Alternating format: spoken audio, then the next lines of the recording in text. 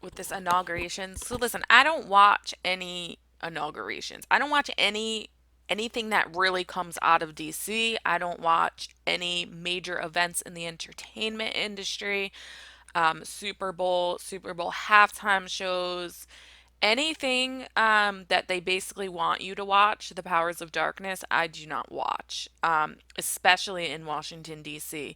There is so much, without really getting into it, occult symbolism and whatnot behind the scenes that goes on in these public rituals. And that's what they are. They're public rituals. So I know that's probably hard for a lot of people to hear, but our nation was founded largely on Freemasonic symbolism. Even the way Washington, D.C. is set up, the architecture. Did you know the Washington Monument is 555 feet above ground, 111 feet below ground? Now, for a total of 666. Now, if Washington and whoever, the founding fathers were so Christian, why? Because the answer is they were not Christian in their heart. So, with that being said, there's so much in this inauguration that, from what I'm seeing that's coming out now, is it was pretty wild. But specifically, I want to comment on something. The most obvious blasphemy, if you will, is Lady Gaga in this, in all her, you know, splendor, I guess, whatever you can call it, is a walking blasphemy. And I'm going to show you why. So, some people were quick to point out that she looked like something out of the Hunger Games. So, there was memes, I guess, going around about that, her inauguration outfit, that the bird resembled the Mockingjay. But no, it's pretty obvious to me what's going on, and it has nothing to do with the Hunger Games, although I do believe we are heading in a Hunger Game type scenario.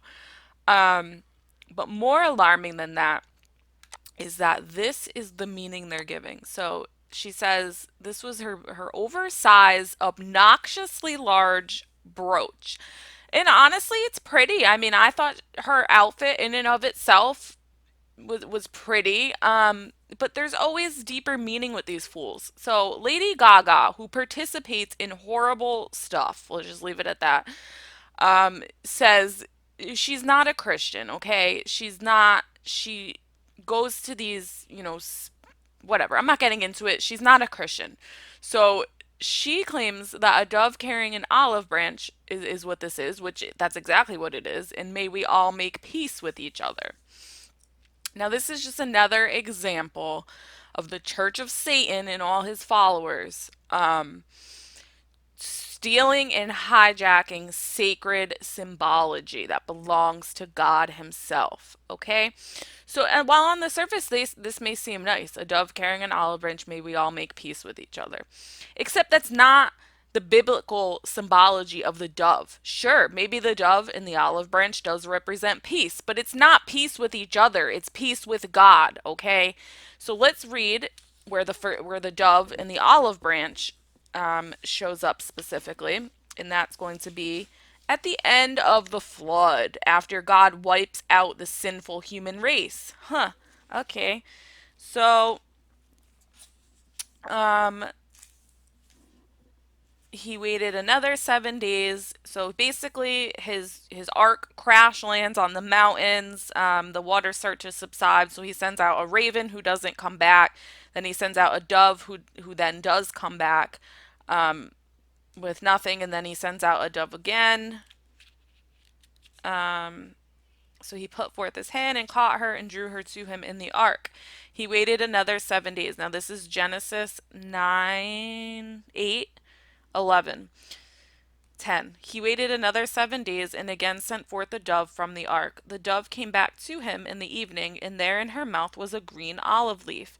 So Noah knew that the waters had abated from the earth. Then he waited another 7 days and sent forth the dove, but she did not return from him any more. Now in the 601st year, in the first month, on the first day of the month, the waters were dried off the earth. Noah removed the covering of the ark and saw that the surface of the ground had dried. In the second month, on the 27th day of the month, the earth was dry. Then God said to Noah, "Go out of the ark, you and your wife and your sons' wives with you. Bring out with you every living thing you have of all flesh, birds, cattle, and every creature." And then let's skip down to the first thing he does when he gets out of the ark now. So he figures out that God, in all his mercy, spared them because the dove comes back with the olive branch. And then he realizes, and then God tells him he could leave the ark. And the very first thing he did when he got out of the ark, what did he do? Did he eat a big meal? What did he do? Well, I'll tell you. I'm glad you asked. 9 or 8:20. Then Noah built an altar to the Lord. He took of every clean animal and of every clean bird and offered holocausts on the altar. When the Lord smelled the sweet odor, he said to himself, "I will never again curse the ground on account of man." That's the covenant. I will never again curse the ground on the account of man. For the inclination of man's heart is evil from his youth. I will never again destroy every living creature as I have done. As long as the earth shall last, seed time and harvest, cold and heat, summer and winter, day and night shall not cease. So, long cry from let's all get along with each other, right? But understand. Then we need to continue on. So that's the first we see the dove with the olive branch, but then we also see the dove many more times after that. Most notably in the New Testament at the baptism in the Jordan when Jesus gets baptized. And what happens? The heavens open up, the Holy Spirit is in the appearance of a dove, and God says, "This is my beloved Son with whom I'm well pleased." A symbol, again, another symbol of a covenant, right? But this time it's the new and everlasting covenant of Jesus Christ. So, and again, that predates the sacrifice, right? And eventually, sacrifice is made the perfect sacrifice that ends all sacrifices. But it's a very specific pattern. Dove symbolizing covenant between man and God, and then man is required to offer sacrifice. That is the symbology of the dove.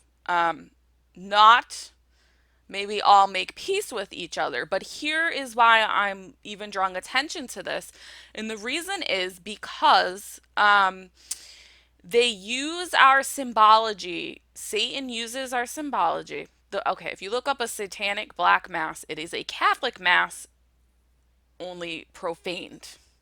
They desecrate a Eucharist. But it is like an upside down Catholic mass. There's a reason for that. Okay?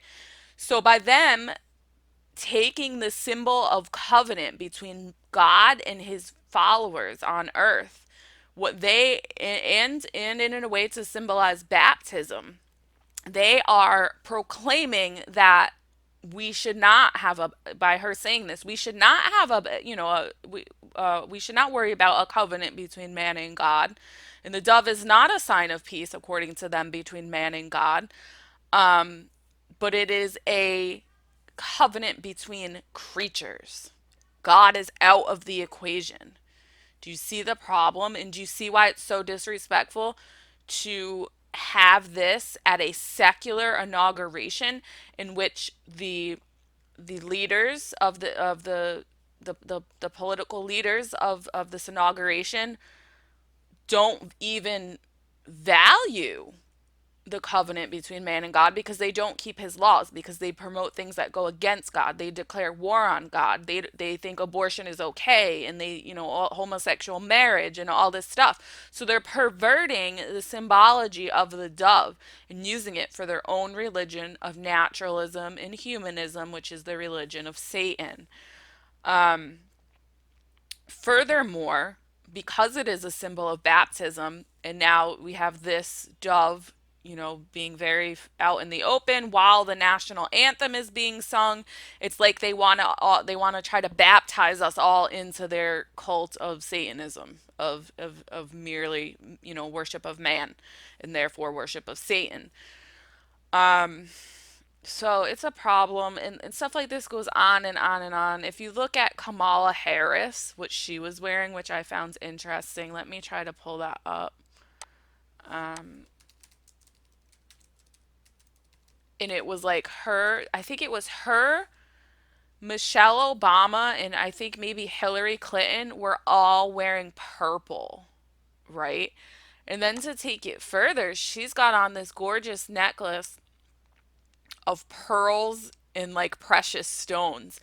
And all I could think of was the whore of Babylon. I'm sorry, but see, here we go. The Simpsons seems to get it right again by predicting the part of the inauguration. Whatever. I don't know. I was trying to find her thing. But all I could think about was the like, why are you dressed like the whore of Babylon? All she was missing was the scarlet whore of Babylon. And it's like, the woman sat atop the beast and um she was clothed in scarlet and purple, and she had precious stones, and out of her mouth, her cup was overflowing with blasphemies. Like, I could not think of a better description for Kamala Harris. Like, I don't mean to laugh, but it's so funny. um and the woman was arrayed in purple and scarlet color. So the scarlet is red, like we see what's her face, and decked with gold, which we see in Lady Gaga, and precious stones in pearls, having a golden cup in her hand full of abominations and filthiness of her fornication, and upon her forehead was a name written, Mystery Babylon the Great, the mother of harlots and abominations of the earth. And I saw the woman drunken with the blood of the saints and with the blood of the martyrs of Jesus. And when I saw her, I wondered with great admiration. And here is the mind which hath wisdom, the seven heads, and it goes on. But one of the key defining characteristics of Kamala Harris is that she hates Catholics and Catholic teaching, and she will persecute us if given the chance. So the fact that, drunk with the blood of the martyrs of Jesus, not that far off, I'll be honest. And then to top it off, the dove is also an ancient, that reminds me, is a symbol of the martyrs, because it is thought, the Holy Spirit strengthens the martyrs, at their martyrdom. So are we being warned here? Are they laying out their game plan? The answer is they usually do. They usually will, because in some way they are more powerful by our active participation in their rituals. You understand what I'm saying? So the reason that Kamala Harris was wearing purple evidently was again for this idea of women's suffrage or some nonsense, some ridiculous nonsense.